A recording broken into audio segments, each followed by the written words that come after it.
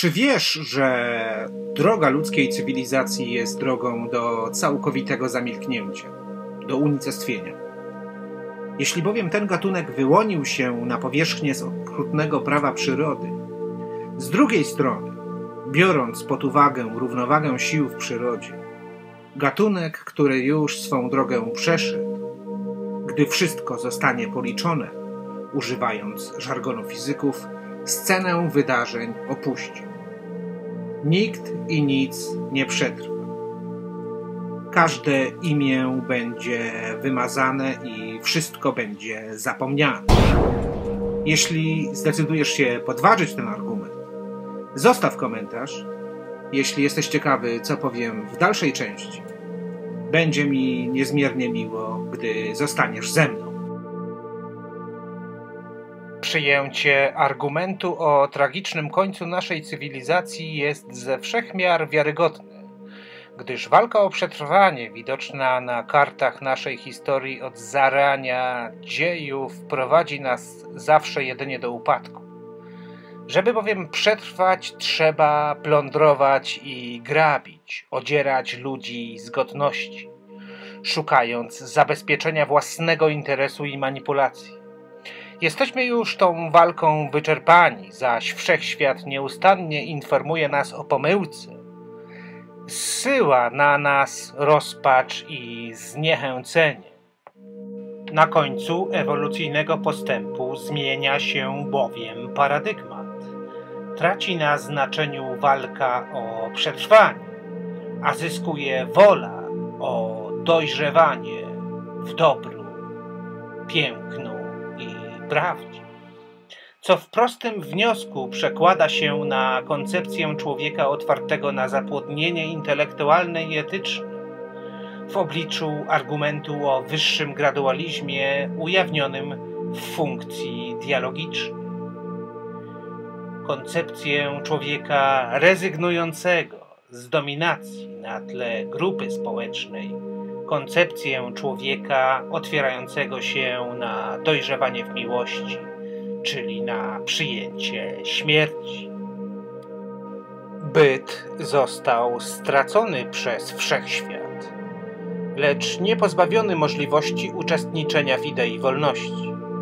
Wolność jest bowiem wolnością od pożądania, która na końcu ewolucyjnego postępu otwiera człowieka na doświadczenie najwyższego ze stanów oświecenia, czyli dojrzewania w miłości, której towarzyszy śmierć.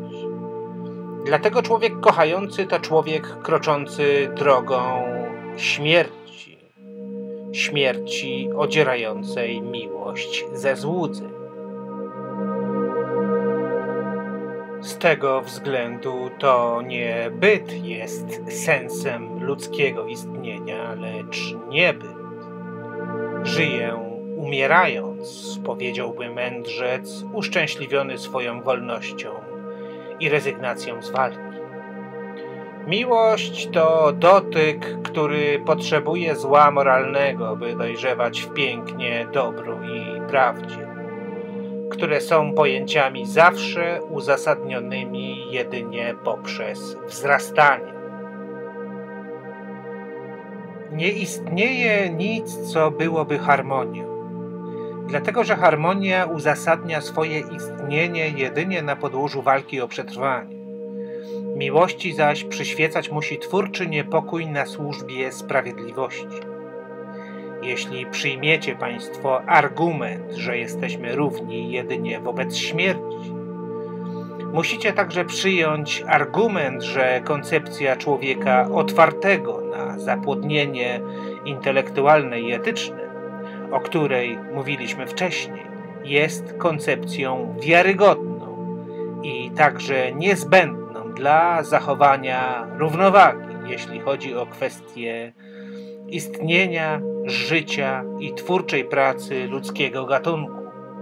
Jeśli zło moralne nie służy postępowi, zaś ludzka cywilizacja zajęta będzie nieustannie walką o władzę i pozycję, rezygnując tym samym z otwarcia na zapłodnienie intelektualne i etyczne, zło destruktywne wróci poprzez zwykłe zrządzenie losu, wywołując konflikty, tragedie, wojny i zbrodnie, powołując do życia morderców, samobójców, a także pedofilów. Miłość jest dlatego wystąpieniem przeciwko ludziom poprzez ukazanie im tego, czego nie widzą, nie dostrzegają. Bez tego elementu brakującego ogniwa postęp nie jest możliwy do utrzymania, dlatego regres ludzkiej cywilizacji nieustannie nasila się. Duch, tak poszukiwany przez psychologię, która od 100 lat nie potrafi rozwiązać problemu wolności, nie mieści się bowiem w ja, lecz zaraz poza nim. Ja rzucone w czas równa się byt, który musi walczyć i kalkulować. Nie może się dlatego rozwijać, zaś popadając w rozpacz i zniechęcenie dotkliwie cierpi i choruje, nie mogąc wyrwać się z uwięzi własnej egzystencji. Żyjemy bowiem w świecie, który nie jest dla nas komplementarną formą istnienia. Godność jest najwyższym dobrem, lecz godność ludzka nie mieści się w ja. Człowiek godny dla samego siebie to człowiek dojrzewający w miłości, a więc człowiek umierający.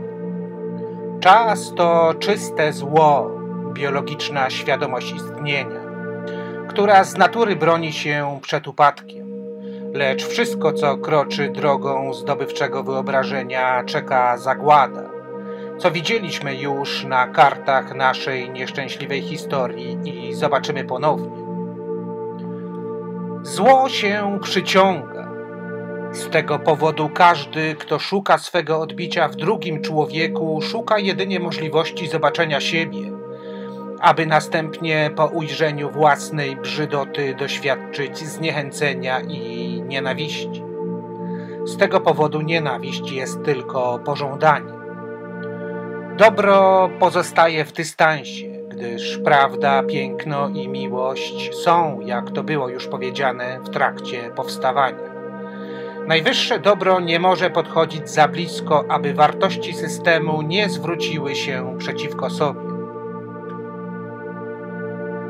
Wolność, skoro, jak to już było powiedziane, miłość może być uwiarygodniona jedynie przez śmierć. Tylko śmierć ja pozwala dojrzewać w miłości. Także jedynie w obliczu śmierci może uzyskać zaprzysiężenie. Z tego względu wolność nie może uzasadnić żadnego ze swoich problemów na podłożu obiektywnej nauki, gdyż jest wyborem swojej własnej śmierci, drogi miłości, ukazującej jedyne i niepowtarzalne dzieło osobowe. Psychologia dlatego nie może rozwiązać problemu wolności od 100 lat. Z tego względu każdy człowiek szuka szaleństwa, co widzimy na kartach naszej historii, bowiem szaleństwo jest złożone w idei wolności, co w obliczu przedstawionych faktów jest w pełni zrozumiałe. Nie każda jednak wolność jest moralnie usprawiedliwiona i nie umniejszająca kwestii godności. Człowiek godny dla samego siebie żywi szacunek do prawa moralnego, które jest par excellence irracjonalne, gdyż nie dba o życie, lecz o dojrzewanie w miłości. Stanowisko wolności nie jest racjonalne, gdyż, jak to było powiedziane, nikt i nic nie przetrwa. Z tego powodu wszelkie tradycje racjonalizujące nie mogą dać dostatecznej odpowiedzi dotyczącej życia, bowiem tworzą się jedynie z lęku przed prawdą. Prawda walczy o dojrzewanie w miłości, o umieranie, zaś byt o przetrwanie. Życie jest dlatego kłamstwem pierwszym, gdyż zamyka się na miłość, której towarzyszy śmierć. Istotą Boga jest obecność w nieobecności Jest i go jednocześnie nie ma, jakby nie domagał się uwagi. Jednak to my domagamy się uwagi od Niego, prosząc, wznosząc modły czy ręce pod nieboskłon. W owej niezrozumiałej jeszcze dla nas istocie Boga znajdujemy się zawsze między pojęciami. Jest, nie ma, czy obecny, nieobecny. To bardzo ważna uwaga w kontekście tego, co zostało już powiedziane. Bóg dał nam życie i jednocześnie je odebrał. Sprawiedliwość łączy się u Boga z niesprawiedliwością. Sprawiedliwość jest dla Boga tym, co nam wydaje się niesprawiedliwe, bowiem nie pojmujemy jeszcze jako ludzki gatunek Jego zamiarów idei. Dostaliśmy życie, które kończy się okrutną śmiercią, choć dla Boga śmierć nie oznacza nic tragicznego, gdyż Bóg nie ceni życia. Dlatego jest całkowicie obojętny i biernie i beznamiętnie przygląda się ludzkim tragediom i toczącym się wojnom. Zostaliśmy rzuceni w czas z jednego powodu, aby miłość nie mogła zostać nigdy przez nikogo przywłaszczona. Dlatego Bogu potrzebny jest świat przemijających zjawisk, rzeczy materialnych, gdyż tylko iluzja pozwala szukać możliwości wyzwolenia siebie z obsesji życia. Tu rozpoczyna się historia Boga, na najwyższym stopniu ewolucji, do którego dotarliśmy. Do głosu dochodzi nie walka o przetrwanie, lecz walka o dojrzewanie w miłości, czyli umieranie. Z tego względu byt łączy się z niebytem. Byt umiera, czyli dojrzewa w miłości. Jest i nie jest, podobnie jak w przypadku Boga, bowiem cały czas idziemy Jego tropem. Jesteśmy między pojęciami. Dobro i zło moralne w tym znaczeniu idą w jednej parze, gdyż aby dojrzewać w miłości niezbędne jest moralne zło kierowane na siebie, czyli utratę ja, które dla wszechświata nic nie znaczy. Następnie zaś racjonalne łączy się z irracjonalnym, gdyż walka o przetrwanie traci kompletnie na znaczeniu. Ciągle, zwróćcie Państwo, jesteśmy między pojęciami. Także między pojęciami rozpaczy i radości, gdyż nie ma nad czym płakać ani z czego się cieszyć. Trzeba pójść tą drogą i szukać własnej genialności, gdyż tylko taka pasja pozwala zapomnieć i poczuć pełnię miłości, której Bóg próbuje nas nauczyć. W ten sposób wszelkie wartości są także w trakcie powstawania. Są, nie są. Nie można ich uchwycić ani zdogmatyzować. Harmonijne jest to, co jest dysharmonijne. Człowiek osiąga spokój poprzez niepokój na drodze powstawania prawdy, która zawsze jest poza nim. Piękno dlatego kocha brzydotę, gdyż ukazuje to, czego nie widać. Jest bowiem w trakcie powstawania.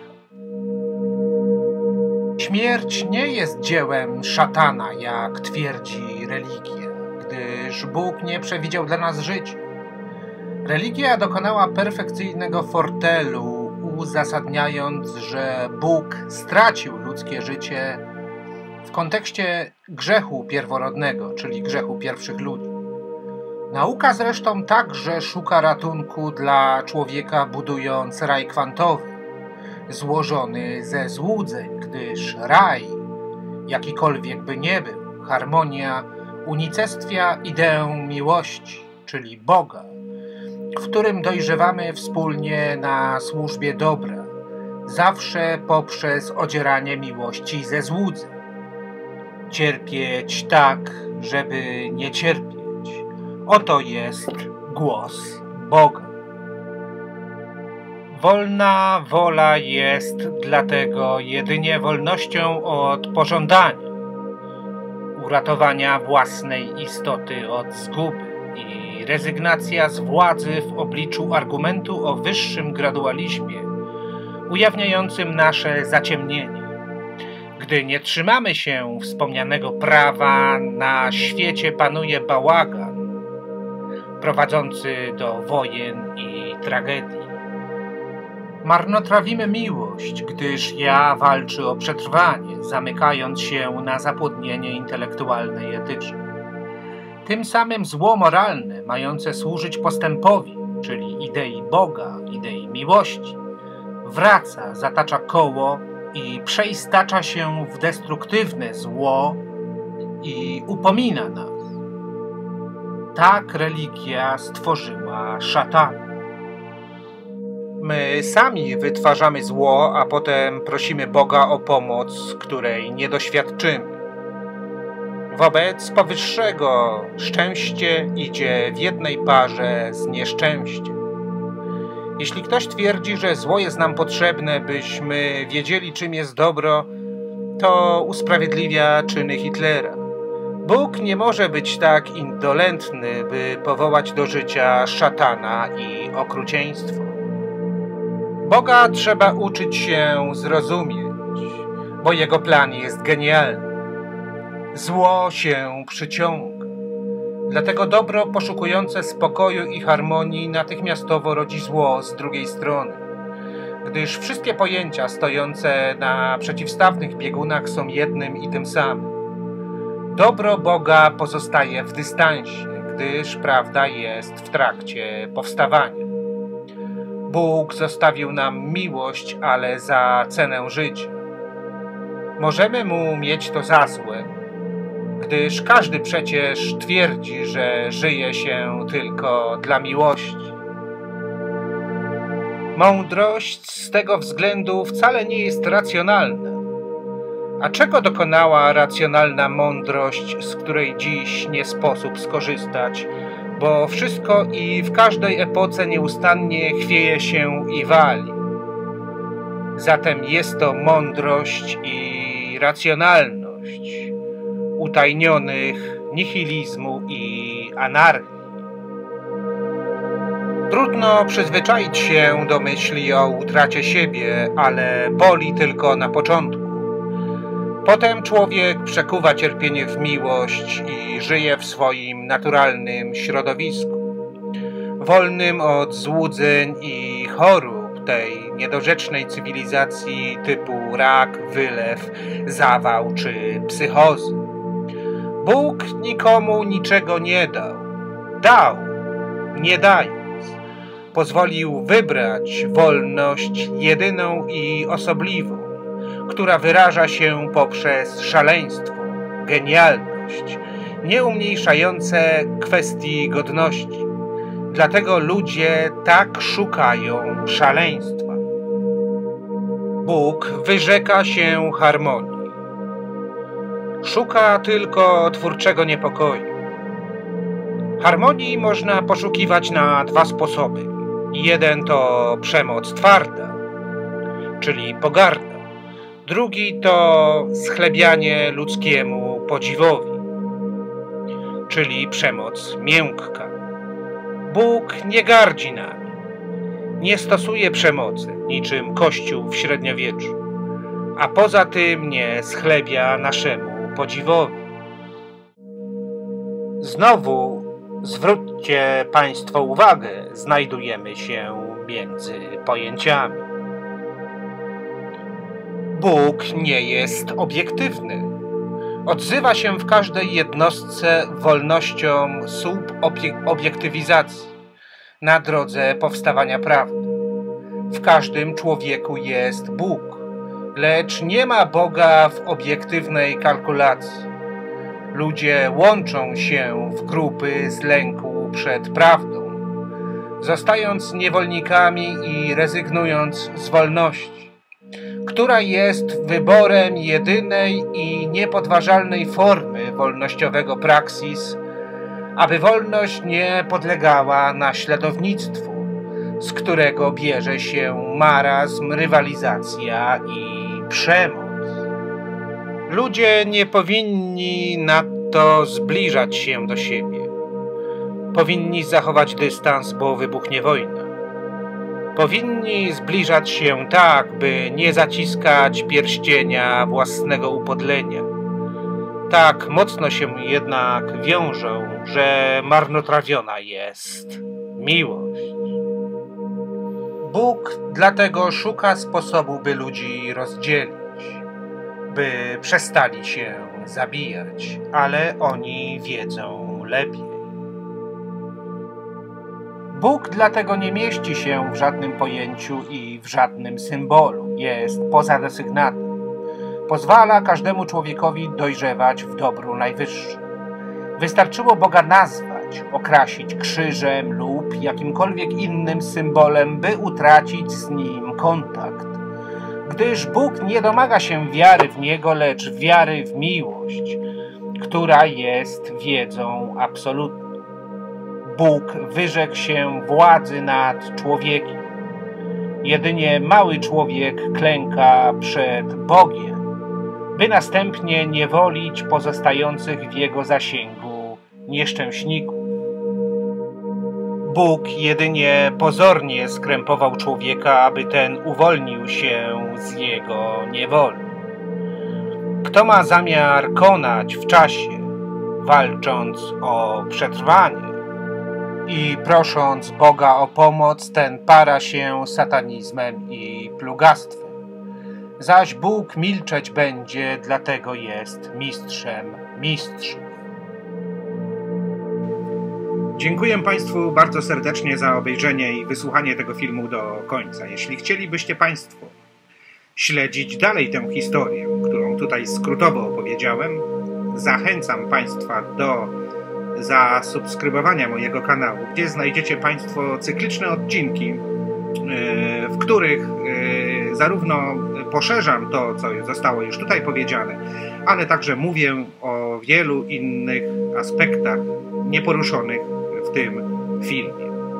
Cały materiał oparty jest na książce Raj Utracony, do zakupu której oczywiście Państwa bardzo serdecznie zachęcam. Link znajdziecie Państwo w opisie. Dziękuję za komentarze, lajki, subskrypcje, a także potencjalne darowizny, które pozwolą mi rozwijać kanał. Serdecznie dziękuję za Państwa obecność i mam nadzieję do zobaczenia wkrótce.